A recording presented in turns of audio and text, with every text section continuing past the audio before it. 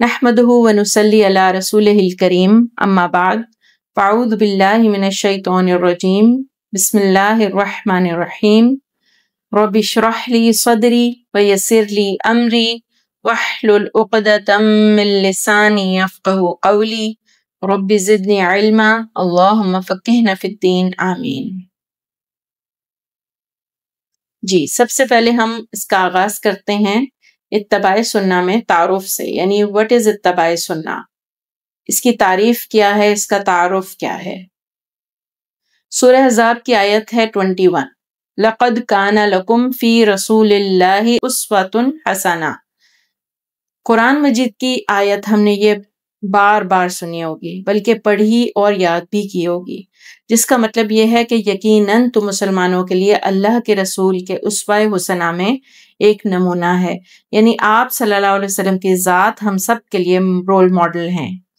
جب نبی صلی اللہ علیہ وسلم کے اسوہ حسنہ کو پیش کیا جاتا ہے تو اس کا مطلب یہ نہیں ہوتا کہ ہم چھوٹی چھوٹی سنتیں اختیار کر لیں تو ہم نبی صلی اللہ علیہ وسلم کو فالو کر رہے ہیں، بلکہ اس کا مطلب یہ ہے کہ انسان کی زبان، اس کی گفتگو، اس کے اخلاق، اس کا کردار، اس کا دوسروں کے ساتھ معاملات، یہ سب چیزیں یعنی زندگی کے ہر معاملے میں نبی صلی اللہ علیہ وسلم کو رول ماڈل بنایا جائے، تو اس کے ذریعے سے جو حل بھی ملے گا وہ یقیناً مطمئن ہوگا، نہ صرف وہ شخص مطمئن ہوگا بلکہ وہ ایک بہترین انسان شمار ہوگا۔ اسی لیے ہم یہ دیکھتے ہیں کہ صحابہ رسول جو کہ آپ صلی اللہ علیہ وسلم کی دعوت قبول کرنے سے پہلے کیا تھے؟ مشرکین میں سے تھے نا، جن کو مشرک کہا جاتا ہے۔ قرآن نے کہا ہے یہ مشرک ہیں، یہ کفار ہیں، اور پھر ان کے ظلم اور جو زیادتیاں ہیں اللہ کے اور انسانوں کے حق میں، ان کا ذکر بھی قرآن مجید نے کیا ہے۔ یہی لوگ جب بدلتے ہیں، انہی میں سے تھے نا صحابہ، یہی لوگ جب بدلتے ہیں، اسلام کو قبول کرتے ہیں، تو پھر ان کی اپنی ذاتی شخصیت میں جو تبدیلیاں رونما ہوتی ہیں وہ قابل غور ہیں۔ وہ کیا انسان تھے اور پھر کیا بن گئے۔ قرآن جہاں ان کو یہ کہتا ہے کہ یہ بڑے برے لوگ ہیں، وہاں اسلام قبول کرنے کے بعد جب انہوں نے اپنے اندر تبدیلی پیدا کی، ایک نیا انسان ان کے اندر سے باہر نکلا، تو اللہ نے خوش ہو کے ان کو کیا کہا؟ رضی اللہ عنہم، اللہ ان سے خوش ہو گیا۔ کیوں؟ اس لیے کہ وہ بھی اللہ سے خوش ہو گئے۔ وردوا عنہ، تو یہ سب چیزیں کہاں سے آئیں؟ ان میں کیا ڈائریکٹ اللہ تعالیٰ نے ان سے بات کی تھی؟ نہیں، یا خود ہی انہوں نے قرآن کو سمجھا تھا؟ نہیں، بلکہ وحی کے ذریعے، جو کہ نبی صلی اللہ علیہ وسلم کے ذریعے آئی۔ نبی صلی اللہ علیہ وسلم نے جو عمل کیا، اللہ نے آپ کی بحیثیت رسول جو تربیت کی اور ہر لمحے پر آپ کی رہنمائی کی کہ کام کرنا ہے تو یوں کیجئے، اٹھنا ہے تو یوں اٹھیے، بیٹھنا ہے تو یوں بیٹھیے، معاملے کرنے ہیں تو یوں کیجئے، اور اس طرح آپ کا اخلاق یوں ہونا چاہیے، کردار یوں ہونا چاہیے۔ یہ سب چیزیں جو اللہ کے رسول نے کر کے دکھائیں، اور پھر انہی کو صحابہ کرام نے کیا کیا؟ اس کی اقتداء کی، آپ کی شخصیت کو، آپ کے عمل کو رول ماڈل سمجھا، اور یہی رول ماڈل ان کو کہاں سے کہاں پہنچا گیا۔ اسی رول ماڈل کس کو سامنے رکھتے ہوئے، یعنی ان کو فالو کرنے کے نتیجے میں اللہ نے ان کو یہ خطاب دیا، رضی اللہ عنہم ورضوا عنہ، اللہ ان سے راضی ہو گیا اور اللہ ان سے خوش ہو گئے۔ تو رسول صلی اللہ علیہ وسلم سے محبت ہر مسلمان کے ایمان کا حصہ ہے، بلکہ عین ایمان ہے۔ بخاری و مسلم کی حدیث کے مطابق کہ تم اس وقت تک مومن نہیں ہو سکتے جب تک کہ میں تمہیں اپنی اولاد، والدین اور باقی تمام لوگوں کے مقابلے میں زیادہ عزیز نہ ہو جاؤں۔ تو کیا ہے؟ اتباع سنہ ہی عشق رسول کا حقیقی معیار ہے۔ لیکن اس کے برعکس ستم یہ ہے کہ قرآن پاک کے بعد نبی صلی اللہ علیہ وسلم کی ذات، آپ کی شخصیت، آپ کی سیرت، آپ کی باتیں، یہ بھی ہماری قوم کے لیے اجنبی ہیں۔ یعنی آپ یہ سمجھیے کہ ایلان مسک، بل گیٹس اور نیشنل اور انٹرنیشنل سیلیبریٹیز جو ہیں، وہ خواہ وہ کھیل کے ہوں یا فلمی دنیا کے ہوں، ان کے بارے میں کافی معلومات ہوتی ہیں، لیکن ہم آپ صلی اللہ علیہ وسلم سے محبت کا دعویٰ تو کرتے ہیں، لیکن کیا آپ صلی اللہ علیہ وسلم کو جانتے ہیں؟ ہم جانتے ہیں کہ ہمیں کن شخصیت پر کی زندگی پر عمل کرنے کو اور کس کو نمونہ بنا کر بھیجا گیا ہے؟ آپ کی حیثیت سے ہم واقف ہی نہیں ہیں، اور اس کے بارے میں ہم اسی وجہ سے افراط و تفرید کا شکار ہیں۔ افراد کیا ہوتا ہے؟ غلو، آپ کی ذات کے بارے میں یا تو ہمارے معاشرے کے اندر بہت غلوف پایا جاتا ہے، اور وہ غلوف کیا ہے کہ آپ کو آپ کی ہستی سے بڑھا کے خدا بنا دیا گیا، نعوذ باللہ، خدا کی ذات میں شامل کر دیا گیا۔ دوسری طرف تفریط ہے، اور تفریط کیا ہوتی ہے کہ آپ کی ذات کو پہچاننے کے بجائے، آپ کا حق ادا کرنے کی بجائے آپ سے منہ موڑ لیا گیا، آپ کو جاننے کی کوشش نہیں کی گئی۔ اگر آپ سے محبت کا دعویٰ بھی کیا گیا تو صرف چند اشعار کے نذرانے پیش کر دیے گئے، نعت لکھ کر یا پڑھ کر یہ سمجھ لیا گیا کہ آپ کی محبت کا حق ادا ہو گیا۔ کیا ہو جاتا ہے؟ ہم اپنے آپ سے سوال کریں۔ اگر اردو لٹریچر میں جتنی بھی نعتیں ہیں سب اکٹھی کر لی جائیں اور اس کی روشنی میں رسول صلی اللہ علیہ وسلم کی سیرت، آپ کی تعلیم، آپ کے مشن، آپ کی حیثیت کو پہچانا ہے تو آدھا بھی نہیں جان سکتے۔ کیوں؟ کیونکہ اس لیے کہ نعت کا موضوع یا تو بعض اوقات آپ کی شخصیت کا ظاہری پہلو ہوتا ہے کہ آپ کے بال کیسے تھے، مسکراہٹ کیسی تھی، آپ کا حال ولیا کیا تھا، لیکن کیا ان سب چیزوں کو جان کر ہم کسی کی شخصیت کو جان سکتے ہیں؟ نہیں۔ اور بعض اوقات کیا ہوتا ہے کہ تفریط یہ بھی ہے کہ وہ لوگ جو ہوتے ہیں وہ کیا کرتے ہیں، وہ آپ کے بارے میں علم نہیں رکھتے اور نہ ہی اس مقصد کو جانتے ہیں کہ آپ کیوں آئے، اور بسا اوقات آپ کی تعلیم کو ایک طرف ڈال دیتے ہیں، یعنی صاف کہتے ہیں کہ قرآن ہی کافی ہے، حدیث کی تو ضرورت ہی نہیں، اور ایسے اعتراضات کرتے ہیں کہ جس کے نتیجے میں واقعی انسان یہ سمجھتا ہے کہ حدیث تو شاید کچھ جھوٹ کا مجموعہ ہے، نعوذ باللہ۔ یعنی اقوال ذریعے ہم تو بہت شوق سے پڑھتے ہیں نا، ہم سب پڑھتے بھی رہے ہیں اور ابھی بھی شوق ہوتا ہے اس چیز کا، لیکن کسی بھی شاعر کا کلام، کسی کی بھی سینگز، کسی کی بھی حکمت پر باتیں، لیکن جو ہی کوئی حدیث آئی تو ہمیں ایک دم شک میں مبتلا ہو جاتا ہے۔ یعنی مطلب یہ ہے کہ ہم ان کو تو بڑے ذوق و شوق سے سنتے بھی ہیں، آگے بھی پہنچاتے ہیں، لیکن جو ہی کوئی حدیث آتی ہے تو ایک دم شک ہو جاتا ہے، پتہ نہیں صحیح ہے کہ نہیں ہے، پتہ نہیں حدیث ہے بھی کہ نہیں، اور اگر حدیث ہی ہے نا تو کیا ہوا، نہ بھی مانا تو کیا کفر ہو جائے گا، کون سی آفت آ جائے گی۔ اور اس رویے نے ہمارے اسلام کو ایک فطری دین کے بجائے ایک ایسا دین بنا دیا جو قابل عمل ہی نہ رہے۔ یعنی قرآن اور حدیث کا باہم تعلق ہے کیا؟ ایسا ہی جیسے ایک نظریہ اور عمل کا ہوتا ہے۔ قرآن اگر تھیوری ہے تو حدیث پریکٹیکل ہے، قرآن اگر ایک علم ہے تو نبی صلی اللہ علیہ وسلم معلم ہیں۔ تو اللہ کے رسول صلی اللہ علیہ وسلم کی جو زندگی ہے بحیثیت ایک رسول کے، اس کا مطالعہ ہر مسلمان کے لیے ضروری ہے۔ آپ صلی اللہ علیہ وسلم کے بارے میں صرف یہ سوچنا کہ جو دین کے چند چھوٹے چھوٹے معاملات تھے، اللہ کے رسول ان کے بارے میں جو ہمیں آگاہ کرتے تھے، ان کو فالو کرنا سنت کہلاتا ہے، یہ بہت بڑی غلط فہمی ہے۔ بلکہ اللہ کے رسول صلی اللہ علیہ وسلم نے بحیثیت رسول جو کچھ بھی کہا، جو نظریہ دیا، جو عقیدہ دیا، جو اخلاق دیے، جو کردار دیا، یہ سب ہم مسلمانوں کی نجات کے لیے بہت ہی ضروری ہے۔ ہم اگر چاہتے ہیں نا کہ دنیا میں سرخرو ہوں تو ہمیں اللہ کے رسول صلی اللہ علیہ وسلم کے مقابلے میں کوئی بہتر لیڈر نہیں مل سکتا، ہرگز نہیں۔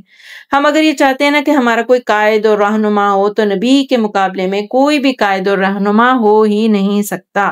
ہم نے جب رسول صلی اللہ علیہ وسلم کی سیرت کو قرآن مجید کی روح سے پڑھا اور جانا تو یہ محسوس ہوتا ہے کہ اگر آج کوئی رسول بھی آ جائے، چاہے وہ موسیٰ علیہ السلام ہوں یا عیسیٰ علیہ السلام، کوئی بھی رسول آ جائے اور مسلمان یا انسان اللہ کے رسول کو چھوڑ کے ان کو فالو کرنے لگ جائیں، یعنی کیا ہو کہ آپ سمجھیے کہ اب اگر یہ دونوں انبیاء کیا ہیں، اللہ تعالیٰ کے چنے ہوئے بندے، ٹھیک ہے، لیکن رسول صلی اللہ علیہ وسلم کا مقام کیا ہے؟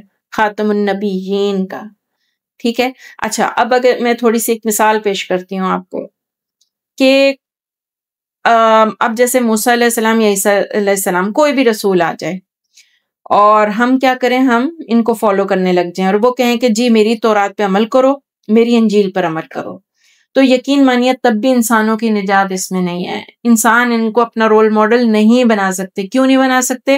صرف اور صرف اللہ کے رسول ہی ہیں جو کہ محمد بن عبداللہ، اس کی مثال آپ یوں سمجھیے کہ مثال کے طور پر سیدنا عیسیٰ علیہ السلام اگر دنیا میں آ جاتے ہیں اور واقعی یہ کہتے ہیں کہ میں اللہ کا رسول ہوں، آپ مجھے فالو کیجئے۔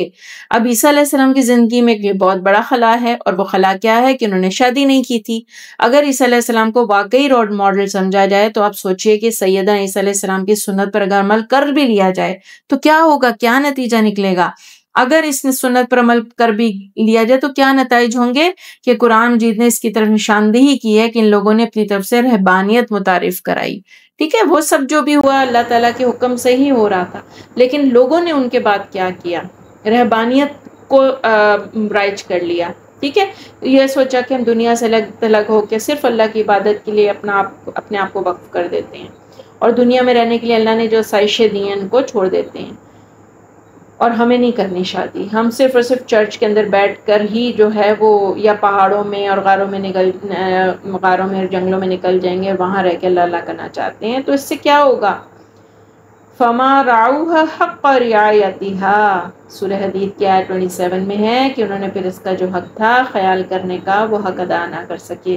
اور یہی نتیجہ، یعنی کہ اس سے کیا سمجھ آ رہی ہے کہ یہ کیوں رسول صلی اللہ علیہ وسلم کو آخری نبی، خاتم النبیین، اور انہی کو نمونہ کیوں بنایا گیا. اس سے آپ کو یہ بات بہت اچھے طریقے سے سمجھ آ گئی ہوگی.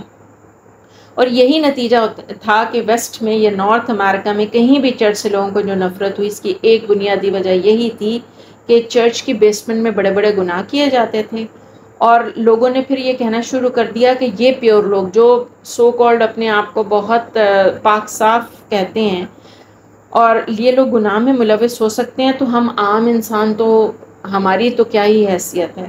تو انہوں نے اسی وجہ سے مذہب کو آہستہ آہستہ خیر آباد کرنا شروع کر دیا. وجہ کیا تھی؟ کہ اعتدال نہیں رہا تھا، توازن ہی قائم نہیں رہا تھا. لیکن ہمارے دین نے ایک توازن دیا ہے، کس کی صورت میں؟ نبی صلی اللہ علیہ وسلم کی زندگی کی صورت میں. نبی صلی اللہ علیہ وسلم کی زندگی ایک توازن ہے، اعتدال ہے، اور اعتدال کا وہ راستہ ہے جو محمد صلی اللہ علیہ وسلم کا راستہ ہے. ہمارے خود ساختہ اعتدال کی ڈیفینیشن اعتدال نہیں بتائیں گے. جہاں ہم نے نفس پرستی کرنی ہے تو ہم کیا کرتے ہیں؟ ہم اس کو اعتدال کا نام لے کر اپنے لیے گنجائش نکال لیتے ہیں. تو ہر زندگی کے ہر معاملے میں اعتدال کی راہ محمد صلی اللہ علیہ وسلم نے دکھائی ہے، ہم کسی اور کو فالو نہیں کر سکتے. اور اسی اعتدال کا نتیجہ یہ تھا کہ الحمدللہ آج تک اللہ کے رسول صلی اللہ علیہ وسلم کے مقابلے میں کوئی شخصیت، کوئی رہنما، کوئی قائد لایا ہی نہیں جا سکا جس کی زندگی اور سیرت کا پہلو ایسا ہو جو نبی صلی اللہ علیہ وسلم سے مماثلت رکھتا ہو. کوئی بھی نہیں ہے. یعنی ہم یہ کہہ سکتے ہیں نا کہ فلاں فکری اعتبار سے بڑا اچھا انسان ہے، مگر عملی اعتبار سے وہ کیسا ہے؟ یعنی اس کی خانگی زندگی، لوگوں کے ساتھ معاملات کیا ہیں. یہ شخص اس اعتبار سے تو بہتر ہے، مگر بہت سے اور پہلو ہیں. ہمیں کیا پتہ کہ وہ اپنی جو ذاتی زندگی ہے اس میں کیا کیا کر سکتا ہے. ہو سکتا ہے وہ کوئی نیک شخص ہو، عبادات بھی اچھی ہوں، اس کی معاملات بھی اچھے ہوں، لیکن بظاہر یہ بھی لگتا ہے کہ وہ نماز بھی پڑھتا ہے، نیکی کا کام بھی کرتا ہے، مگر ساتھ ساتھ کیا کرتا ہے؟ جھوٹ بولتا ہے، دھوکہ دیتا ہے. اور یہ بھی ہو سکتا ہے کہ کوئی شخص بہترین باپ ہو لیکن بہترین شوہر نہ ہو. اسی طرح کوئی بہترین شوہر ہو سکتا ہے مگر بہترین بیٹا نہ ہو.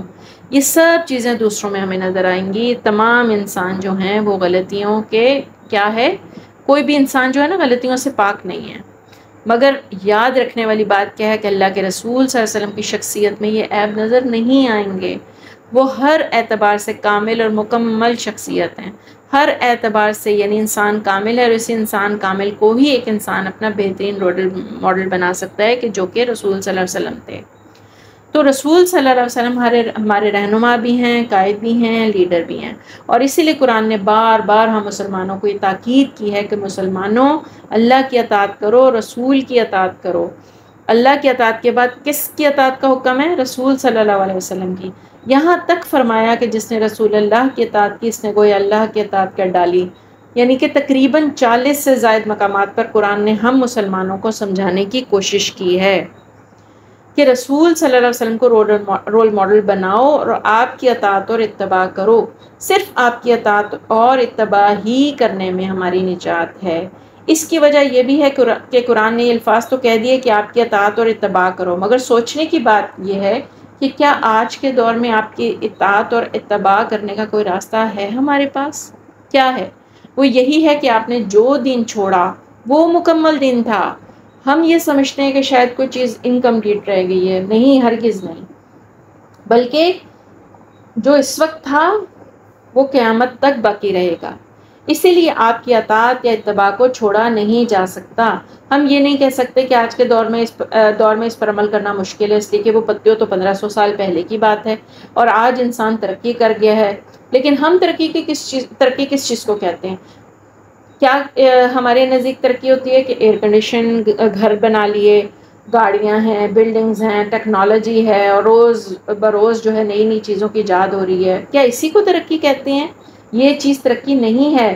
قرآن مجید نے یہ عربوں کو بہت پہلے سمجھا دیا تھا کہ دیکھو میں نے تم سے پہلے ایسی ایسی قومیں پیدا کی ہیں، جو کہ جس کا ذکر سورہ فجر کی آیت نمبر 8 میں ہے، التی لم یخلق مثلها فی البلاد۔ وہ قومیں ایسی تھیں کہ ان جیسی قومیں اب تک پیدا نہیں ہو سکی۔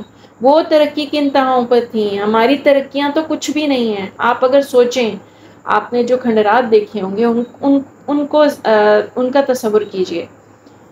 اللہ تعالیٰ قوم عاد کے بارے میں فرماتے ہیں کہ ایسی قوم تھی جو انتہائی طاقتور تھی، لمبے لمبے انسان تھے، بڑے طاقتور انسان، اور کہا یہ کرتے تھے کہ کیا کوئی دوسری قوم ہے ایسی جو ہمارے مقابل کی ہو۔ سورہ حامیم السجدہ کی آیت ہے 15۔ وَقَالُوا مَنْ أَشَدُّ مِنَّا قُوَّةً، قوت کے اعتبار سے کوئی ایسی قوم ہے دنیا میں جو ہمارا مقابلہ کر سکے؟ اتنا مان تھا ان کو۔ اور سمود کے بارے میں اللہ فرماتے ہیں کہ بہترین آرکیٹیکٹ تھے، پہاڑوں کو کھود کے اس کے اندر سے انہوں نے بڑے بڑے گھر بنا رکھے تھے، انہی میں رہتے تھے، اور انہیں بھی اپنی ترقی پر بڑا فخر، بڑا ناز تھا۔ مگر ہوا کیا؟ یہ ساری طاقت اللہ کا ایک لشکر، جو ہوا کا لشکر، جو ہوا ان پر بھیجی گئی، اسی ایک لشکر نے ان ساروں کو اس طرح اٹھایا جیسے ایک تنا اٹھایا جاتا ہے، اور پھر اس کے بعد پٹخا کے مارا۔ قوم سمود پہ ایسی چیخ بھیجی اللہ نے فرشتے کے ذریعے کہ وہ جو بہترین انسان، جو انتہائی عقل مند انسان تھے، اپنے آپ کو بہت بہترین کاریگر سمجھتے تھے، وہ گھروں کے اندر جہاں بیٹھے تھے وہیں کے وہیں بیٹھے رہ گئے۔ ان کو اللہ نے ختم کیا، ان کے مکانات محفوظ رہے، مگر انسان ختم ہو گئے۔ اور کیوں رہے؟ تاکہ ہمارے لیے عبرت کا نشان ہو۔ کیا تھا بچاؤ کا سامان؟ کچھ بھی نہیں تھا ان کے پاس۔ آج کل کے طوفانوں کو چلیں دیکھ لیتے ہیں، جیسے کوئی سونامی آ جاتا ہے، زلزلہ ہے، یا جیسے کووڈ ہی دیکھ لیں جس میں بستیاں ختم ہو گئی، بہت بے تحاشا لوگ مرے۔ کیا اسی کو ترقی کہتے ہیں؟ نہیں، ترقی اس کو کہتے ہیں کہ انسان خود اندر سے بہترین انسان بن جائے، یہ اصل میں ترقی ہوتی ہے۔ یہ ہوتا ہے ارتقاء کا ایک، جو ارتقاء کی منزلیں انسان طے کرتا ہے نا، یہ وہ ہوتی ہیں جب انسان خود اندر سے بہترین انسان بنتا ہے، تو یہ ہوتی ہے انسانوں کی ترقی۔ ہمارے معاملات درست ہو جائیں، سوچنے سمجھنے کہنے کی بات یہ ہے کہ بیسیکلی یہ معاملات درست ہو جائیں، ہم ایک دوسرے کے بارے میں رحم و شفقت کا جذبہ اپنے دلوں میں رکھیں، ایک دوسرے سے پیار کریں، اور نفرت کو، دشمنی کو اپنے دلوں سے نکال دیں، اور سچ بولیں، جھوٹ سے اجتناب کریں، دھوکہ کسی کو نہ دیں۔ تب یہ معاشرہ ایسا بن جاتا ہے جو معاشرہ واقعی صحیح معنوں میں ترقی یافتہ معاشرہ کہلاتا ہے۔ تو اس ترقی کو نبی صلی اللہ علیہ وسلم نے برپا کیا۔ کیا تھا جہالت، مطلب جو رسول صلی اللہ علیہ وسلم کے آنے سے پہلے اور دور جاہلیت میں کیا تھا؟ تو رسول صلی اللہ علیہ وسلم نے آ کر ہی یہ ترقی، جو واقعی انسانوں کے اندر کی ترقی تھی، جو اندر کا ارتقاء کا جو عمل تھا، یہ وہ ترقی تھی جو کہ رسول صلی اللہ علیہ وسلم نے برپا کی۔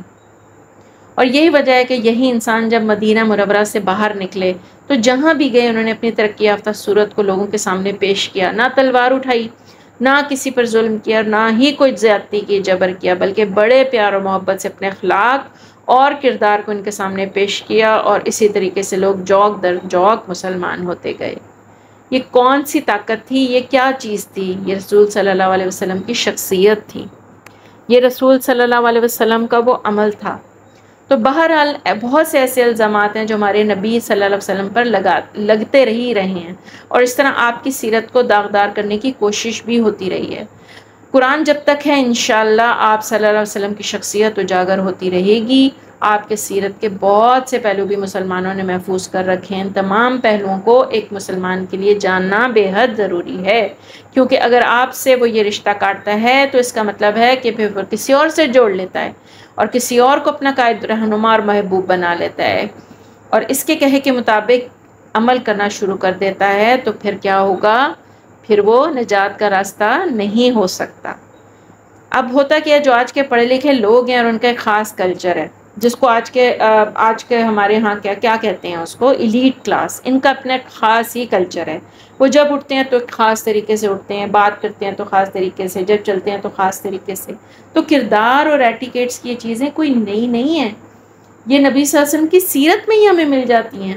آپ صلی اللہ علیہ وسلم کا اٹھنا بیٹھنا، دیکھنا، گفتگو کرنا، آپ کا لوگوں کے ساتھ بیٹھنا، درمیان مطلب ان کے ساتھ معاملات کرنا، کھانا، یہ سب چیزیں ایسی تھیں جو لوگ نوٹ کیا کرتے تھے، اور صحابہ کرام نے انہی چیزوں کو نوٹ کیا، پھر ان کو اپنایا اور دوسروں کو بھی بتایا. یہ ہے وہ نبی صلی اللہ علیہ وسلم کا طریقہ جس کو ہمیں بھی جاننے اور سمجھنے کی ضرورت ہے. اس سے بہتر کوئی اور طریقہ ہو ہی نہیں سکتا اور قیامت تک نہیں ہوگا. اسی لیے اللہ کے رسول صلی اللہ علیہ وسلم انسانوں اور جنوں کے لیے بھی رسول بنا کر بھیجے گئے تھے. اور انسانوں میں جہاں مرد ہیں وہاں عورتیں بھی رسول صلی اللہ علیہ وسلم کو اپنا نبی مانتی ہیں، رسول مانتی ہیں. تو رسول صلی اللہ علیہ وسلم سے عورتوں نے بھی بہت کچھ سیکھا تھا. اور آپ صلی اللہ علیہ وسلم نے جو رہنمائی کی تھی، اس کا ایک بہت بڑا پہلو یہ بھی تھا کہ آپ معلم بنا کے بھیجے گئے، نہ صرف مردوں کے لیے بلکہ عورتوں کے لیے، بچوں کے لیے، ہر ایک کے لیے. آپ ایک ٹیچر تھے، ایک استاد تھے. اور یہ یاد رکھنے والی بھی بات ہے کہ استاد اور شاگرد کے درمیان علم کا کوئی حجاب نہیں ہوتا ہے. یعنی کہ کوئی بھی سوال کر سکتا ہے معلم سے، کوئی بھی شاگرد. اور معلم کا کیا اس کا فرض ہوتا ہے کہ وہ بتائے اپنے شاگرد کو. اسی طرح آپ صلی اللہ علیہ وسلم کی زندگی کیا تھی، کتاب زندگی جو تھی وہ اللہ نے مسلمانوں کے لیے کھول کے رکھ دی تھی. آپ گھر میں جو کرتے تھے مسلمانوں کو اجازت تھی کہ اس کے بارے میں بھی سوال کر لیں، اور گھر سے باہر جو کرتے تھے مسلمان خود ہی دیکھ لیا کرتے تھے. یعنی پوری رسول صلی اللہ علیہ وسلم کی زندگی کو پورا نمونہ بنا کے اللہ تعالیٰ نے پیش کر دیا تھا. پھر آپ صلی اللہ علیہ وسلم کے پاس اکثر و بیشتر صحابہ کرام شرم و حیا کے مسائل بھی پوچھنے آتے تھے. تو نبی صلی اللہ علیہ وسلم بحیثیت ایک معلم ان کو کبھی بھی جھڑکتے نہیں تھے، بلکہ بڑے پیار محبت سے ان سوالوں کا جواب دیا کرتے تھے. آپ یہ ہرگز نہیں کہتے تھے کہ تم بڑے بے حیا ہو، میرے پاس آ گئے اور اس قسم کے مجھ سے سوال کر رہے ہو. یعنی نہیں، مطلب کیا تھا کہ کون، اسی لیے اللہ تعالیٰ نے نبی صلی اللہ علیہ وسلم کو ہی بھیجا تھا نا، تاکہ ہم جو وہ سوالات نہ کرتے، جو صحابیات حضرت عائشہ سے وہ سوالات نہ کرتی، تو آج ہم بہت سارے سوالات کے جوابات سے محروم ہوتے. تو الحمدللہ رسول صلی اللہ علیہ وسلم کی زندگی میں ایک بہترین نمونہ ہے. پھر تو نبی صلی اللہ علیہ وسلم کی کتاب زندگی بھی اسی طریقے سے اللہ تعالیٰ نے کھول کر ہمارے سامنے پیش کر دی ہے، رکھ دی ہے. اور آپ کا اخلاق، آپ کا کردار علیحدگی میں اپنے گھر والوں کے ساتھ کس طرح کا ہے، باہر والوں کے ساتھ کس طرح ہے. آپ صلی اللہ علیہ وسلم بڑی عظیم شخصیت تھے، آپ کی زندگی میں کہیں تضاد نظر نہیں آئے گا.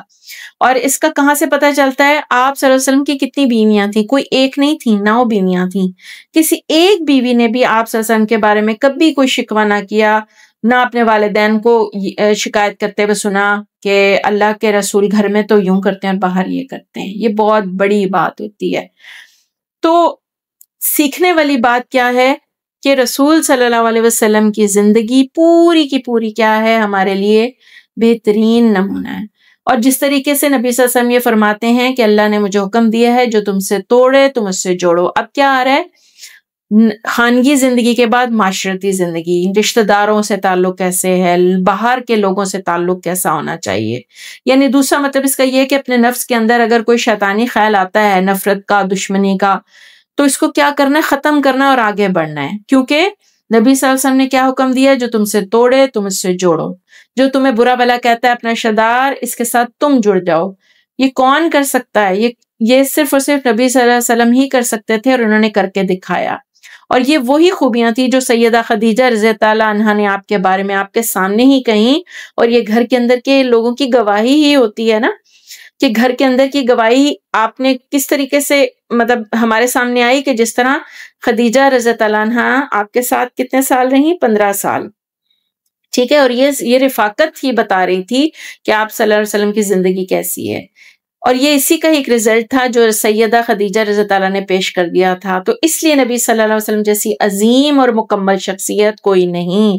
آپ ہی ہمارے قائد ہیں، آپ ہی ہمارے رہنما ہیں، دینی اعتبار سے بھی اور دنیاوی اعتبار سے بھی. کسی کو رہنما بنانا ہو نا تو اس کے اندر یہ سیرت دیکھیے کہ کیا وہ واقعی نبی صلی اللہ علیہ وسلم کی سیرت کو اپنا رہا ہے، کیا وہ واقعی وہی کہہ رہا ہے جو اللہ کے رسول نے کہا. محض حلیے رنگ اور روپ پہ مت جائیے. بظاہر حلیے سے کوئی نہیں کہہ سکتا ہے جب تک کہ اس کا عمل ویسا نہ ہو. یعنی نبی صلی اللہ علیہ وسلم کی سیرت اور سنت میزان ہے. اس میزان کو سامنے رکھ کر ہی آپ لوگوں کو پرکھ سکتے ہیں کہ یہ جو بندہ کہہ رہا ہے اللہ کے رسول ایسا کرتے تھے اور ایسا کیا کرتے تھے، یا آپ نے ایسی تعلیمات دی تھیں، کیا آپ اس طرح کے انسان تھے. سب چیزیں پرکھی جا سکتی ہیں جب آپ صلی اللہ علیہ وسلم کی سیرت اور سنت سے واقفیت ہو، جو کہ بہت ضروری ہے. اب یہ رسول صلی اللہ علیہ وسلم کی یعنی زندگی کا تعارف بھی ہے، رسول صلی اللہ علیہ وسلم کا تعارف بھی تھا. اب تھوڑی سی ہم سنت کی تعریف دیکھ لیتے ہیں کہ اتباع سنت کی تعریف کیا ہے. سنت کا لغوی معنی ہوتا ہے طریقہ یا راستہ، خواہ وہ اچھا ہو یا برا. سنت کس کو کہتے ہیں؟ یعنی سنت کا لغوی معنی ڈکشنری میننگ ہوتی ہے طریقہ یا راستہ، اور لغوی معنی کیا ہوتا ہے لنگوسٹکلی، یعنی جو عربی زبان میں سنت کا لفظ ہے وہ کس معنی کے لیے، کس وضاحت کے لیے بنایا گیا ہے. وہ عربی زبان میں اس کا مطلب ہوتا ہے یا معنی ہے طریقہ یا راستہ. تو یہ طریقہ یا راستہ خواہ اچھا ہو یا برا، اس ہی کو سنت کہا جاتا ہے. آپ اس طرح سے بھی کہہ سکتے ہیں کہ شریعت کی اصطلاح میں سنت کا مطلب رسول اکرم صلی اللہ علیہ وسلم کا طریقہ ہے. یعنی آپ کا طریقہ کہاں کیسے ہم دیکھیں گے، جیسے کہ آپ کی عبادات تھیں، آپ کا طریقہ تھا اخلاقیات میں، معاملات میں، یعنی ایمان، عبادت، معاملات، اخلاق، یعنی ان سب میں آپ کا طریقہ کیا تھا. تو اس سے کیا معلوم ہوا؟ اس سے یہ معلوم ہوتا ہے کہ چھوٹے عمل بھی سنت کہلاتے ہیں، اور پوری شریعت جو آپ نے دی ہے اس کو بھی سنت ہی کہا جاتا ہے. ٹھیک ہے، یہ ہو گئی سنت کی تھوڑی سی تعریف. اب ہم سنت کی تھوڑی سی اہمیت دیکھتے ہیں، اور پھر ہم سنت کی فضیلت کو بھی انشاءاللہ دیکھیں گے. اب دیکھیے سنت کی اہمیت وہ کیا ہے، کیوں اتنی اہمیت ہے سنت کی، کہ کیوں ہمیں بار بار یہ وہی بات جو میں نے پہلے بھی کہی تھی کہ اللہ تعالیٰ نے کیا کہا ہے کہ قرآن پر عمل کرو، اور اس کے بعد کس پر عمل کرو؟ رسول صلی اللہ علیہ وسلم کے کہے پہ، یعنی رسول صلی اللہ علیہ وسلم کی سنت پر عمل کرو. تو اس کی اہمیت کیوں ہے، ہم اس کو تھوڑا سا سمجھ لیتے ہیں. اب سب سے پہلے جو اس میں چیز سمجھنے والی ہے وہ کون سی ہے؟ وہ یہ ہے کہ ہم آج کل بعض اوقات کیا سمجھتے ہیں کہ ہم یہ سمجھتے ہیں کہ جو رسول صلی اللہ علیہ وسلم سنت چھوڑ کے گئے، یعنی جو طریقہ ان کا تھا یا جو حدیث تھیں وہ ناکافی ہیں. ہم نے کیا کیا ہے، وہ جو میں نے پہلے افراط و تفریط کی بات کی تھی، ہم اب تفریط کا بھی شکار ہیں اور افراط و تفریط یعنی دونوں کا ہی شکار ہیں. کس طریقے سے؟ ہم یہ سمجھتے ہیں کہ شاید ہمیں جو سنت ملی ہے یا حدیث کے ذریعے یا جو بھی شریعت نے بتایا اس میں شاید کوئی کمی رہ گئی ہے، نعوذ باللہ. ایسا نہیں ہے، لیکن ہم کیا کرتے ہیں، ہم اس میں نئی نئی ایجادات، نئی نئی چیزوں کو بنا لینا یا سمجھ لینا، وہ کیا ہے، وہ یہی ہے نا کہ ہم سمجھ رہے ہیں کہ شاید جو رسول صلی اللہ علیہ وسلم شریعت لے کر آئے تھے اس میں کوئی کمی رہ گئی ہے. نہیں، ایسا ہرگز نہیں ہے. اس کی تھوڑی سی مثالیں ہیں، میں اس طرح ان کو آپ کو سمجھانے کی کوشش کرتی ہوں. جیسے دیکھیے کہ زیادہ ثواب حاصل کرنے کے ارادے سے سنت رسول کو ناکافی سمجھ کر غیر مسنون طریقوں پر محنت اور مشقت کرنا آپ صلی اللہ علیہ وسلم کی ناراضگی کا باعث ہے. اسی لیے تو بدعت کا لفظ آتا ہے کہ جو بھی کوئی چیز دین میں نئی نکالی جائے وہ بدعت ہے، اور ہر بدعت گمراہی ہے، اور گمراہی کیا کرتی ہے، دوزخ میں لے جانے والی ہے. اس میں آپ کو اوتھینٹک حدیث بھی مل جائیں گی. تو مراد یہ ہے کہ آپ صلی اللہ علیہ وسلم نے جو سنت دی ہے آدمی اس کو ناکافی سمجھے اور کہے میں ذرا زیادہ کرنا چاہتی ہوں، تو نبی صلی اللہ علیہ وسلم اس سے ناراض ہوتے ہیں. ہم کیا چاہتے ہیں اپنے رسول صلی اللہ علیہ وسلم کو ناراض کرنا؟ ہرگز نہیں. اور یہ سمجھ لینا بہت ضروری ہے کہ وہی عمل قابل ثواب ہے جو سنت رسول کے مطابق ہو.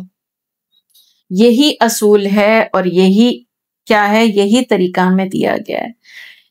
اس کو واضح کرنے کے لیے ایک حدیث میں سامنے رکھتی ہوں آپ کے. صحیح بخاری کی حدیث نمبر 5063 ہے، جس میں انس بن مالک سے روایت ہے کہ 3 حضرات پوچھنے آئے ازواج کے گھروں کی طرف، یعنی کہ 3 حضرات جو ہیں وہ کچھ سوالات پوچھنے آئے. ٹھیک ہے، اور یہ مسائل انہوں نے پوچھے کہ نبی صلی اللہ علیہ وسلم عبادت کیسے کرتے ہیں. تو جب ان کو بتایا گیا تو انہوں نے اپنے لیے ان اعمال کو کم سمجھا. انہوں نے سمجھا کہ جو یہ ہمیں بتا رہے ہیں یہ شاید کم ہے. اچھا، کیا ایسا ہو سکتا ہے کہ وہ کم ہو؟ ایسا نہیں ہو سکتا. کہنے لگے ہم کہاں اور نبی کہاں، اللہ کے نبی کے سارے اگلے پچھلے گناہ تو معاف ہو چکے ہیں۔ ان میں سے ایک نے کہا میں جو ہوں نا، میں ساری رات، ہمیشہ ساری رات عبادت کرتا رہوں گا، نماز پڑھتا رہوں گا، سوؤں گا ہی نہیں۔ اور دوسرے نے کہا میں جب تک زندگی ہے مسلسل روزے رکھتا رہوں گا، کبھی افطار نہیں کروں گا۔ تیسرے نے کہا میں عورتوں سے جدائی اختیار کر لوں گا، کبھی شادی نہیں کروں گا۔ تو آپ صلی اللہ علیہ وسلم جب تشریف لائے تو آپ نے ان تینوں سے فرمایا کہ کیا تم نے یہ باتیں کہی ہیں؟ سنو، اللہ کی قسم میں تم سے سب سے زیادہ اللہ سے ڈرنے والا ہوں، اور میں تم سے زیادہ متقی انسان ہوں، مگر میں روزہ بھی رکھتا ہوں، روزہ چھوڑتا بھی ہوں، میں نماز بھی پڑھتا ہوں، اور میں سوتا بھی ہوں، اور میں نے شادی بھی کی ہوئی ہے۔ تو جو کوئی بے رغبتی کرے، منہ موڑے میرے طریقے سے، میری سنت سے، وہ مجھ میں سے نہیں ہے۔ کس قدر ڈرنے کی بات ہے نا۔ ہم کیا چاہتے ہیں، ہم کیا درود شریف پڑھتے ہیں اور اس میں کیا کیا مانگ رہے ہوتے ہیں، تو ہم کیا چاہیں گے ایسا؟ نہیں۔ اب سمجھنے کی چیز یہ ہے کہ بعض وقت کیا ہوتا ہے کہ انسان بہت سے مصنون کاموں کو اپنے لیے ناکافی سمجھتا ہے۔ وہ کہتا ہے کہ تھوڑا سا اور بھی کر لوں، ذرا تھوڑا سا اور زیادہ کر لیتا ہوں، کیا ہے یہ تو بہت ہی کم لگ رہا ہے۔ اور وہ تھوڑا تھوڑا کرتے کرتے کیا کرتا ہے، اس طریقے کو کرنا شروع کر دیتا ہے جو کہ نبی کا طریقہ نہیں ہوتا، اور نبی کا طریقہ چھوٹ جاتا ہے ان سے، اور دوسرے طریقوں کو انسان اختیار کر لیتا ہے، اور آپ صلی اللہ علیہ وسلم کا طریقہ اس کو بڑا معمولی نظر آتا ہے، اور چاہتا یہ ہے کہ میں اللہ کو خوش کروں، اور خوش کرنے کا طریقہ وہ اپنے آپ سے گھڑ لیتا ہے، اپنے آپ سے گھڑ لیتا ہے، اور کچھ جو بغیر یعنی اوتھینٹک باتوں کے بغیر جو ہمیں باتیں پہنچی ہیں، جو ہمارے بزرگوں سے پہنچی، ہم اسی کو لے کے چلتے رہتے ہیں وداؤٹ ان کی اوتھینٹسٹی کو چیک کیے ہوئے۔ تو یاد یہ رکھنے والی بات ہے کہ اللہ کو خوش کرنے کا طریقہ وہی ہے جو نبی صلی اللہ علیہ وسلم نے استعمال کیا، اسی طریقے سے ذریعے سے ہم اللہ کو خوش کر سکتے ہیں، ورنہ ہم ہرگز اللہ کو خوش اس طرح کے مطلب کوئی بھی رسول صلی اللہ علیہ وسلم کے طریقے کو چھوڑ کر ہم اور کوئی طریقہ اپنا کر خوش نہیں کر سکتے۔ اب اس سے اندازہ ہم کر سکتے ہیں کہ ہمارے ہاں کتنے طریقے ہیں اللہ کو خوش کرنے کے، ہاں جو ہم نے سو کالڈ بنائے ہوئے ہیں، اور ہم ان طریقوں کو اپناتے ہیں اور سمجھتے ہیں کہ شاید اللہ اس سے زیادہ خوش ہو جائے۔ ہماری سوسائٹی میں کتنی چیزیں ہیں جو آج کل رائج ہوئی ہیں، ہم سب کو پتہ ہے۔ جیسے معمول کی عبادت تو انسان کرتا ہے، ٹھیک ہے، لیکن وہ کیا کرتا ہے، وہ پرٹیکولرلی جیسے اپنے لیے زیادہ کرنے کی چاہ میں کیا کرتا ہے، اور اپنے زیادہ ثواب کو زیادہ کروانے کے لیے کہتی کہ چلو میں 100 نفل پڑھ لیتی ہوں اللہ تعالیٰ کو خوش کرنے کے لیے، اور اپنے اوپر خود جبر کرتے ہیں۔ یعنی کہ اللہ تعالیٰ نے یہ نہیں کہا ہے کرنے کا، نہ رسول صلی اللہ علیہ وسلم کا یہ طریقہ ہے، لیکن خود ہی اپنے اوپر جبر کر کے میں 100 نفل پڑھوں گی، اور میں اس طریقے سے اپنے آپ کو باندھ لیا، اور کیا اپنے آپ کو خود مشقت میں ڈال لیا۔ اسی طریقے سے اگر آپ شادی بیاہ کو اور موت کے موقعوں کو دیکھیں، وہاں پر کیا ہوتا ہے، وہ رسم و رواج ہیں جن کو ہم نے اپنایا ہوا ہے، وہ رسول صلی اللہ علیہ وسلم کا طریقہ ہرگز نہیں ہے۔ یہ طریقہ ہم نے کہاں سے سیکھا؟ اپنی برادری سے سیکھا، اور اپنی برادری میں اس کو ہماری ناک اونچی ہو جائے، یعنی ہم بڑے جو ہے نا برادری کے طریقوں پر عمل کرنے والے بن جائیں، تو ہم کیا کرتے ہیں، ہم ان کو کرتے چلے جاتے ہیں وداؤٹ تھنکنگ کہ کیا وہ طریقہ سنت کا طریقہ ہے۔ ورنہ کیا ہے، بڑا سمپل سا ہے، شادی کا موقع ہو یا میت کا، کس قدر پریسائزلی، یعنی ہر چیز کا سنت نے، شریعت نے ہمیں طریقہ بتا دیا ہے، اور وہ وہی طریقہ ہوتا ہے جو نبی صلی اللہ علیہ وسلم نے بتایا ہے۔ لیکن ہم کیا کرتے ہیں، ہم نے جو رسم و رواج بنا لیے ان پر چل کے اپنے لیے خود مشکلات پیدا کر لیتے ہیں۔ اس کے علاوہ آپ نے یہ بھی سنا ہے کہ مطلب آپ صلی اللہ علیہ وسلم فرماتے ہیں کہ آپ خود نیک کام کیجئے، یعنی اس طرح سے میں آپ کو اس کو سمجھاؤں گی کہ آپ یہ نہیں کہہ سکتے، اب صرف انہی طریقوں پہ عمل کر کے آپ یہ نہ سمجھیں کہ میں شاید اللہ کی نظر میں کوئی بہت اچھی مسلمان بن جاؤں گی یا سنت پر عمل کرنے والی بن جاؤں گی، نہیں، بلکہ آپ صلی اللہ علیہ وسلم نے فرماتے ہیں کہ آپ خود نیک کام کیجئے، اپنے نیک کام کو اللہ کے حضور پیش کر کے دعا کیجئے، اللہ سنے گا، اور انسان نیک کام کرے۔ نیک کام سے مراد یہ ہے کہ اگر میں اچھی ہوں، اپنی اولاد کو نیک بناؤں، لیکن میں اپنی اولاد کو تو نیک نہ بناؤں، ٹھیک ہے، اور جب میں فوت ہو جاؤں تو کیا کروں، اولاد تو میرے لیے کوئی دعا نہ کرے، اور میں دوسروں کو بلوا لوں، جیسے کہ ہمارے ہاں احصال ثواب والا، جو کہ احصال ثواب تو ہے، لیکن اس میں کیا کیا طریقے غلط ہیں، کیا کیا طریقے صحیح ہیں، وہ ہمیں سمجھنے کی ضرورت ہے. اس کو کیسے سمجھیں گے کہ میں ایسا کروں کہ میں اس دنیا سے جب جاؤں تو میں نے اولاد کو تو کچھ نہ سکھایا، اپنے لیے آگے کے لیے تو کچھ نہ بھیجا، اور میں دوسروں کو بلواؤں اور کہوں کہ قرآن مجید پڑھیں اور مجھے اس کا ثواب بخش دیں تو مجھے اللہ معاف کر دے گا. یہ کیا ہے؟ یہ تو شارٹ کٹ ہے. یہ تو پھر ہر کوئی ڈیمانڈ کرے گا. تو اللہ مجھ سے، حالانکہ اللہ تعالیٰ نے مجھ سے یہ ڈیمانڈ کی ہے نا کہ تم کچھ کر کے دکھاؤ، تمہاری اولاد ہے، اس کی اچھی تربیت کرو. میں وہ تو نہ کروں، لیکن باقی سارے اس طرح کے اعمال جو کہ کہیں بھی شریعت میں اور سنت سے ثابت نہیں، ان کو کرتے چلے جاؤں. اور پھر کیا کروں کہ لوگوں کو بلاؤں اور ان کو کھانا بھی کھلاؤں، قرآن بھی ان سے پڑھواؤں اور کہوں کہ سارا مجھے بخش دو، اور پھر وہی بات کے خیال کروں کہ اللہ تعالیٰ مجھے معاف کر دے گا. اللہ تو اللہ ہے، وہ تو ہر چیز جانتا ہے. وہ تو جانتا ہے کہ میں نے اپنی ساری زندگی کیا کی ہے، اور اب یہ ایک عمل خود نہیں بلکہ دوسروں سے کروا کر، اور جو کہ اپنی اولاد بھی نہیں کر رہی، دوسرے کہہ رہے ہیں، اور پھر میں یہ سمجھوں کہ اللہ تعالیٰ مجھے معاف کر دے گا. آپ خود سوچئے، یہ کوئی طریقہ تو نہیں ہے. یہ تو وہ طریقہ ہے ہی نہیں جو ہمارے رسول صلی اللہ علیہ وسلم نے بتایا ہے. تو کیا ہے؟ اصل چیز ہے کہ انسان فوت ہو جائے، اولاد نیک ہو تو مرنے کے بعد اولاد نماز پڑھے گی، اس کا ثواب کیا والدین کو نہیں ملے گا؟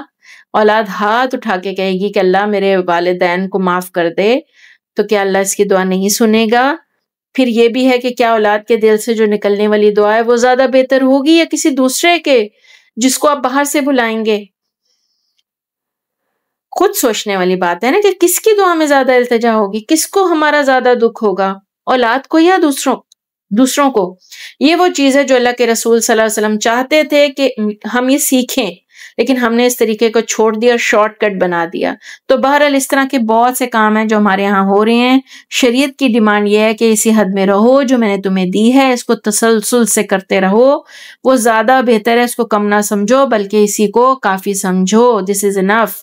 اس سے پتہ چلتا ہے کیا ہے کہ سنت کے مطابق عمل کرنا عبادت ہے، اور سنت کو چھوڑ کر خواہ وہ عمل اس سے زیادہ ہی کیوں نہ ہو وہ فائدہ مند نہیں. کیونکہ نبی صلی اللہ علیہ وسلم کا جو طریقہ آیا ہے، جو کہ حدیث کی صورت میں ہمیں ملا ہے، وہ ایک فطری اور معتدل طریقہ ہے. اس کو میں ایک حدیث سے واضح کروں گی مزید. صحیح بخاری کی حدیث ہے 6101، جس میں سیدہ عائشہ رضی اللہ عنہا سے رسول صلی اللہ علیہ وسلم نے کوئی کام کہا، لوگوں کو بھی اس کی اجازت دے دی، مگر اس اجازت سے کچھ لوگوں نے پرہیز کیا. تو نبی صلی اللہ علیہ وسلم کو لوگوں نے خبر پہنچی، جب نبی صلی اللہ علیہ وسلم کو لوگوں کی خبر پہنچی تو آپ صلی اللہ علیہ وسلم نے خطبہ دیا اور اللہ کی حمد کی بات فرمایا. ان لوگوں کو کیا ہو گیا ہے جو اس کام سے پرہیز کرتے ہیں جو میں کرتا ہوں؟ اللہ کی قسم میں اللہ کو ان سب سے زیادہ جانتا ہوں اور ان سب سے زیادہ اللہ سے ڈرنے والا ہوں. کیا اللہ کے نبی ان سب جب باتوں کو بہتر جانتے ہیں کہ ہم؟ تو یہ بڑی اس حدیث سے آپ کو سمجھ آ گئی ہوگی کہ ہم جس کو سمجھ رہے ہیں کہ وہ چیز ناکافی ہے، وہ ناکافی نہیں ہے. وہی طریقہ قابل قبول ہے، قابل تعریف ٹھہرے گا، یا ہماری جو کتابیں ہیں جو ہمارے فرشتے لکھ رہے ہیں ہمارے کندھوں میں بیٹھے، وہ ان میں وہی چیزیں لکھی جائیں گی اور وہی قابل ثواب ٹھہریں گی جو کہ سنت کے طریقے کے مطابق ہوا کریں گی. اچھا، اہمیت. اب الحمدللہ اہمیت کا جو ٹاپک تھا اس کو میں نے کور کیا. اب جو ہے سنت کی فضیلت، اس کو ہم تھوڑا سا دیکھ لیتے ہیں. سنت کی فضیلت ہے کیا؟ اصل میں فضیلت کو پہلے سمجھتے ہیں کہ فضیلت کا مطلب کیا ہے. ترجیح دینا، بھلائی، نعمت، کسی چیز کا بہترین حصہ. تو نبی صلی اللہ علیہ وسلم نے کبھی یہ نہیں چاہا کہ لوگ مجھے بحیثیت ایک ہیرو کے مطلب لوگ جو ہے نا مجھے بحیثیت ہیرو تسلیم کریں، بلکہ آپ صلی اللہ علیہ وسلم کیا چاہتے تھے کہ سب سے پہلے لوگ مجھے بطور اللہ کا رسول قبول کریں، اور پھر میری ہر بات کو وہ سمجھیں گے یہ وہی ہے جو اللہ کے حکم سے اللہ کا رسول کرتا ہے. تو اس صورت میں آپ کے ہر ایک عمل کی بڑی اہمیت واضح ہو جاتی ہے. یعنی کیا ہے کہ جو وہی آئی ہے وہ کس کی طرف سے آئی ہے؟ اللہ کی طرف سے آئی ہے نا. تو اللہ کی بات سے سچی بات اور کس کی ہوگی؟ تو رسول صلی اللہ علیہ وسلم اپنی مرضی سے کوئی چیز نہیں کرتے، نہ بتاتے تھے، نہ بولتے تھے، نہ کوئی ان کا عمل ایسا تھا. ان کا عمل، ان کی بات، ان کی پوری زندگی اللہ تعالیٰ کے حکم کے مطابق ہی تھی، وہی تھی. اور وہی کیا ہوتی ہے؟ اللہ کا کلام. یعنی اللہ تعالیٰ بات کر رہے تھے نا، وہ ساری چیزیں جو ہمیں رسول صلی اللہ علیہ وسلم سے پہنچی ہیں. تو ہم نے کیا کرنا ہے؟ اس کی فضیلت کو بھی سمجھنا ہے۔ اب تھوڑی سی اس کے بارے میں ہم اپنے لیے تھوڑا خوش ہوتے ہیں کہ اس کے بارے میں خوشخبری بھی کس قدر ہے، یعنی کہ اس کی فضیلت اتنی ہے کہ جو سنت پر عمل کرتا ہے اس کے لیے کیا کیا خوشخبریاں ہیں۔ سنت کے اتباع کرنے والوں کو رسول صلی اللہ علیہ وسلم نے جنت کی خوشخبری دی ہے، سبحان اللہ۔ اس کو واضح کرتی ایک حدیث، صحیح بخاری کی حدیث ہے 7280، سیدنا ابو ہریرہ رضی اللہ عنہ سے روایت ہے کہ اللہ کے رسول صلی اللہ علیہ وسلم نے فرمایا میری تمام کی تمام امت جنت میں داخل ہوگی سوائے اس کے جو انکار کر دے۔ صحابہ نے پوچھا اللہ کے رسول کون ہے جو انکار کرتا ہے؟ فرمایا جس نے میری اطاعت کی وہ جنت میں داخل ہوگا، اور جس نے میری نافرمانی کی اس نے گویا جنت میں داخلے سے انکار کر دیا۔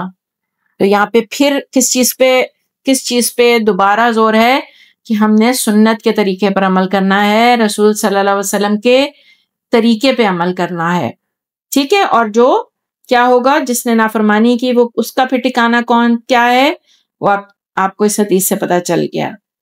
اب ایک اور حدیث ہے جو کہ یہ واضح کرتی ہے کہ نبی صلی اللہ علیہ وسلم کی اطاعت و فرمانبرداری اللہ کی اطاعت و فرمانبرداری ہے، یعنی اس کا اللہ نے حکم دیا ہے، جو کہ صحیح مسلم کی حدیث ہے 1835، جو حدیث کے الفاظ ہیں وہ یہ ہیں کہ سیدنا ابو ہریرہ رضی اللہ عنہ سے روایت ہے کہ نبی صلی اللہ علیہ وسلم نے فرمایا جس شخص نے میری اطاعت کی اس نے گویا اللہ کی اطاعت کی، جس نے میری نافرمانی کی اس نے گویا اللہ کی نافرمانی کی، جو امیر کی اطاعت کرتا ہے اس نے گویا میری اطاعت کی، اور جس نے امیر کی نافرمانی کی اس نے گویا میری نافرمانی کی۔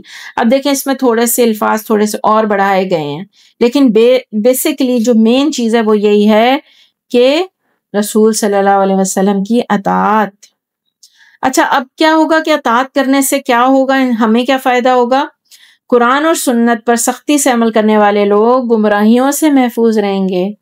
ہم چاہتے ہیں نا کہ ہم گمراہیوں سے محفوظ رہیں، گمراہ نہ ہوں، ہم سے کوئی ایسے کام نہ ہوں جو کہ خلاف شریعت ہوں، لیکن ہمارے ارد گرد بڑی گمراہیاں ہیں، عجیب اور غریب کانسیپٹس ہیں، نظریات ہیں، ہر کوئی اپنی طرف بلا رہا ہے، جن کو ظلمات کہا جاتا ہے، اندھیرے ہیں، یعنی وہ یہ تاریکیاں ہیں، اور ان تاریکیوں میں لوگ بھٹک رہے ہیں، ان اندھیروں میں لوگ بھٹک رہے ہیں۔ تو ان گمراہیوں سے بچنے کے لیے یہ بڑا ضروری ہے کہ قرآن و سنت پر سختی سے عمل کیا جائے۔ پھر ایک اور حدیث ہے، اس سے اس کو مزید سمجھ لیتے ہیں ہم آگے، وہ کیا ہے، جس میں ہے کہ امت میں اختلافات کے وقت نبی صلی اللہ علیہ وسلم کی سنت پر مضبوطی سے جمے رہنا ہی نجات کا باعث ہوگا۔ آپ آج کل دیکھ رہے ہیں کہ ہمارے ہاں فرقہ واریت، کوئی اپنی طرف چلا رہا ہے، کوئی اس طرف چلاتا ہے، کوئی کہتا ہے وہ کرو، کوئی کہتا ہے یہ کرو۔ یہ کیا ہے؟ یہ اختلافات ہی ہیں نا، اور امت آپس میں اختلاف کرے گی، مختلف گروہ میں بٹی ہوئی ہوگی، یہ مفہوم ہے حدیث کا، اور آپس میں چھوٹی چھوٹی باتوں پر لڑ مر رہی ہوگی۔ تو ایسی صورت میں ہم نے کیا کرنا ہے کہ سنت کو مضبوطی سے تھامنا ہے، اس پہ جمے رہنا ہے، اور یہی طریقہ انسان کو بچائے گا، ورنہ عمل سارے کے سارے ضائع ہو جائیں گے۔ یہ بات یاد رکھنے والی ہے یہاں پر کہ جو طریقہ جو بھی کام ہم کریں گے وہ قرآن اور سنت کے منافی ہوگا، اس سے ہٹ کر ہوگا، وہ عمل ضائع ہو جائے گا، اس کا کوئی فائدہ نہیں ہوگا۔ یعنی ہم عمل بھی کریں، اس پہ محنت بھی کریں، بڑھ چڑھ کر اس کے لیے کام بھی کریں، لیکن کیا ہے اگر وہ ہم جب اپنی کتاب کو دیکھیں گے جو ہمارے اعمال کی کتاب ہوگی اور اس میں وہ ملے ہی نہ ہمیں، اور ہم نے اسے اس دنیا میں بڑھ چڑھ کر کیا تھا کہ ہمیں تو بہت ثواب ملے گا، لیکن وہاں وہ ہم پائیں ہی نہ، تو کیا حشر ہوگا، ہمارا کیا حال ہوگا۔ اللہ تعالیٰ ہم سب کو قرآن اور سنت پر سختی سے عمل کرنے کی توفیق عطا فرمائے، آمین۔ اچھا پھر اس کے علاوہ ایک بڑی خوبصورت چیز ہے جو کہ سنت پر عمل کرنے والوں کے لیے ہے کہ سنت رسول صلی اللہ علیہ وسلم زندہ کرنے والے کو اپنے ثواب کے علاوہ ان تمام لوگوں کا ثواب بھی ملتا ہے جو اس کے بعد سنت پر عمل کرتے ہیں۔ اس سے کیا پتہ چل رہا ہے کہ صرف پیروی نہیں بلکہ وہ سنتیں جو لوگ بھلا دیں، چھوڑ دیں، ان کا بھی اہتمام کرنا اور ان کو نئے سرے سے عمل بتانا، یہ اتنا بڑا کام ہے کہ جتنے لوگ بھی اس سنت پر عمل کریں گے ان سب کے عمل کا ثواب بھی سنت زندہ کرنے والے کو دیا جائے گا۔ کیا مطلب ہوا کہ آپ نے سنت پہ عمل خود بھی کرنا ہے اور دوسروں کو بھی اس کی تلقین کرنی ہے، تاکید کرنی ہے، اور دوسروں کو بھی بتانا ہے۔ اور پھر جو سنت پر عمل کرے گا اس کے لیے دعائیں بھی ہیں. اور کس کی دعا ہے؟ نبی کی دعا. سبحان اللہ. سنت رسول صلی اللہ علیہ وسلم دوسروں تک پہنچانے والے کے لیے نبی صلی اللہ علیہ وسلم کی دعائیں ہیں. سنن ابی ماجہ کی حدیث ہے.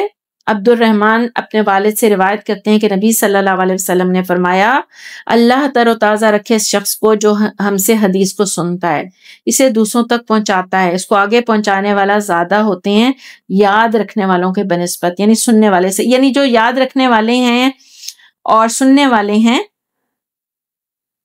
وہ کیا ہوتا ہے؟ جنہوں نے تو بظاہر، جیسے اب میں اس کو کیسے سمجھاؤں کہ جیسے آپ ایک کلاس میں بیٹھے ہیں اور آپ کو حدیث بتائی گئی ہے، سنت کوئی بتائی گئی ہے اور آپ اس کو سن لیں، ٹھیک ہے، اور آپ نے یاد بھی کر لیا، لیکن آپ نے کسی کو آگے پہنچا دیا اور خود آپ بھول گئے، اور جس کو آپ نے آگے پہنچایا تھا وہ اس سے زیادہ اس پر عمل کر رہا ہے، سبحان اللہ، تو اس کے عمل کرنے کا ثواب بھی آپ کو ملتا چلا جائے گا.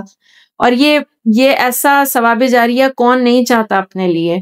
تو سنت رسول صلی اللہ علیہ وسلم دوسروں تک پہنچانے والوں کے لیے رسول اکرم صلی اللہ علیہ وسلم کی دعا، یعنی آپ کی کوئی سنت کسی کو معلوم ہو اور وہ کسی کو آگے پہنچا دے تو یہ نبی صلی اللہ علیہ وسلم نے اس کے لیے دعا کی ہے. تو ہم میں سے کون نہیں چاہتا کہ ہمیں وہ دعا ملے، وہ بھی رسول صلی اللہ علیہ وسلم کی. تو امید ہے کہ آپ کو جو آج کا جو اتباع سنہ کا پہلا لیکچر تھا اس میں جو تعارف ہوا، تعریف ہوئی اتباع سنہ کی، اس میں اہمیت بیان کی، فضیلت بیان کی، اس کو آپ کو سمجھ آ گئی ہوگی. اللہ تعالیٰ سے دعا یہی ہے کہ اللہ تعالیٰ ہم سب کو سنت پر عمل کرنے والا بنا دے، ہمیں سنتوں کو سمجھنے، اس کو آگے پہنچانے والا اور اس پر عمل کرنے والا بھی بنا دے، اور اللہ تعالیٰ ہم سب سے قبول کر لے. بارک اللہ فیک. سبحانک اللہم و بحمدک، اشہد ان لا الہ الا انت، استغفرک واتوب الیک. السلام علیکم ورحمۃ اللہ وبرکاتہ.